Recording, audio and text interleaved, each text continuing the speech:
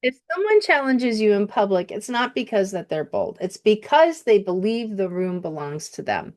Public challenges don't ever start as disagreements, they start as positioning. So let's have a real conversation about what it's like for leaders dealing with difficult people.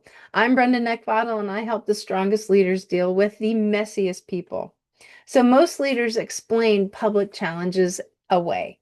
They call it passion, they call it confidence, they call it strong opinions. And that explanation is convenient, but it's also really dangerous. Because when someone challenges you in front of others, they're not asking for clarity, they're testing your authority. So here's how it usually shows up. It's really subtle at first. A correction made mid-sentence, like you might see a sigh, a raised eyebrow, and a comment framed as a question that actually lands as a verdict. And they don't say that you're wrong, they actually imply it. They speak just loudly enough for others to hear. And they will smile when they're doing it because it's not overtly hostile. Leaders often let it go. They think responding would make it awkward. They think addressing it would look insecure. And they think that they'll handle it later. And that moment right there is where the damage actually starts to begin because public silence communicates private permission. And the underminer notices it immediately. They learn that the room is totally unguarded. They learn that timing matters more than truth. And they learn that pressure actually works. So what do? They dial it up, they escalate. So next time the challenge is sharper, it's more confident, and it's better timed. And what happens is that the audience, they start to shift. People stop looking at you for cues, they start watching the exchange that's going back and forth. And they wonder, like, who's in control or who's even winning. And that's the question now playing silently out in the room. And leadership credibility is never decided by intent, it's always decided by perception. So here's why this behavior is so incredibly destructive. Public challenges forces leaders into a false choice. Let me explain. Pushback and risk begin looking defensive. Let it go, and risk looks weak. Neither option actually feels really good. So many leaders, what do? They freeze. They choose neutrality. They keep moving. But neutrality in moments like this, it doesn't preserve authority, it actually transfers it. Because authority that isn't reinforced in public dissolves in public. This is when teams start recalibrating. They test boundaries too. They speak out of turn. They interrupt. They feel emboldened. Not because they're being distractful, because the system feels very porous now. And the underminer thrives in that environment. They gain influence without responsibility, and they gain visibility without accountability. They have power without consequence. Meanwhile, the leader starts to feel the shift internally.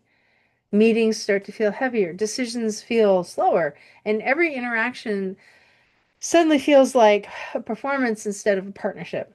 And resentment is that's building all over the place, not just toward the employee, but also towards yourself as well, because you know that something's off, but you just didn't want to make a scene. So let's talk about why undermining is so effective and why it works. It works because leaders are taught to value harmony over hierarchy. They're told good leaders invite debate. They're told good leaders, they stay calm. They're told good leaders don't shut people down. And that advice is incomplete because good leaders don't confuse discussion with dominance. Debate has a structure, and authority, it has a boundary. Undermining ignores both of those things, and it bypasses processes and goes straight towards perception. And once perception shifts, the cleanup is just brutal. Private conversations don't fix public damage. You can't correct behavior behind closed doors, but authority lost in front of others has to be reclaimed in front of others. That's why leaders who delay addressing public challenges feel trapped later. Quite frankly, they just simply don't know what to do. And they wait for the right moment and they hope the behavior stops. They convince themselves that it's not worth it until one day it actually is. And now the team is watching to see if leadership actually holds. It's a decision point. And this is the point where leaders either reset the tone or they permanently lose the room. And the key isn't aggression, it's immediacy. Strong leaders, they don't argue in public, they anchor. They name the boundary and they redirect the moment and they protect the structure. Why? Because it's more important. And they do it without shaming, they do it without emotion, and they do it without drama. And most leaders, they don't know how to do that on the spot. Why? Because they weren't trained for it. Nobody's trained to handle difficult people. They weren't given the language. They weren't shown how to shut down something very cleanly without it escalating. So what do? They improvise. And improvisation under pressure almost always favors the person who planned the move. That is why public undermining feels so destabilizing. It puts leaders on the defensive in front of their own team.